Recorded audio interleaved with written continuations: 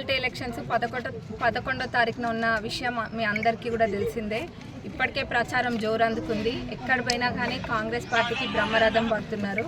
ఎందుకంటే ఈ 2 ఏళ్ల టైంలోనే 20 కోట్ల నిధులు కూడా రావడం జరిగింది తొర్రూరు మున్సిపాలిటీకి. దాంతోపాటుగా 100 పడకల ఆసుపత్రి కానివ్వండి, లేకపోతే మినీ ట్యాంక్ బండ్కి కూడా ఒక ఆకారం వచ్చింది. ఇప్పుడు అంటే కట్ట అనేది దానికి ఒక ఆకారం వచ్చింది. తప్పకుండా మినీ ట్యాంక్ బండ్ హైదరాబాద్ దాంతో పోటీ పడే విధంగా చేపిస్తాను మాట ఇచ్చిన. దానికి ఒక 5 కోట్లు ఆల్రెడీ కేటాయించడం కూడా జరిగింది.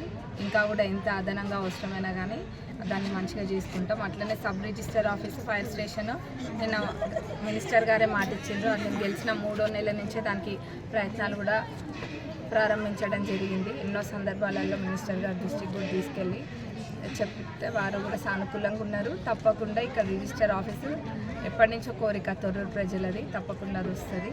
ఇంకా వేరేవి ఏమైతే ఉన్నాయో కొన్ని రోడ్లవి 9.5 కోట్ల జీవో ఆల్రెడీ వచ్చింది. ఇక్కడ కంకర్ పోసి వదిలేసిన రోడ్లవి కాంట్రాక్టర్ ఇబ్బంది పెట్టడం వల్ల అది కొంచెం చేయలేకపోయినాం.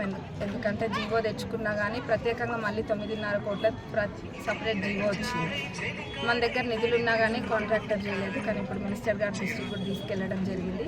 తప్పకుండా అది కూడా చేస్తాం. ఇంకా మన 15 కోట్ల ఫౌండేషన్ స్టోన్స్ కూడా వేయడం జరిగింది. ఇవన్నీ ఒక ఎత్తు అయితే ప్రతి కాంగ్రెస్ కార్యకర్త, ప్రతి కాంగ్రెస్ కుటుంబ సభ్యులందరూ కూడా ఆనాడు ఎమ్మెల్యే ఎలక్షన్స్ అప్పుడు ఎట్లయితే పార్టీ జెండా ఒక్కటే వాళ్ళకి కనిపించిందో ఇప్పుడు కూడా అదే కనిపిస్తుంది.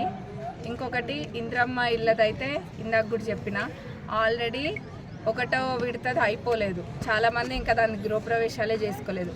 అంతలోనే 2వ విడత కూడా వచ్చేసింది. అంతేగాని గత ప్రభుత్వం లెక్క ఏదో కోడిని కట్టేసి కోట శ్రీనివాసరావు గారు ఒక సినిమాలో కోడిని కట్టేస్తారు కదా, కోడిని కట్టేసి ఇగో ఇగో ఇగో అని చూపించి మభ్యపెట్టి ఎలక్షన్స్ అయినాక అది ఇది అని చెప్పి మభ్యపెట్టుడు కాదు. ఇల్లు వచ్చినాయి, జనాలు కట్టుకున్నారు, మళ్ళీ అప్పుడే 2వ విడత వస్తుంది. అవన్నీ కూడా వాస్తవాలు అందరు కళ్ళకు కొట్టొచ్చినట్టు కనిపిస్తున్నాయి. అవేం దాచిపెట్టేటివి కాదు.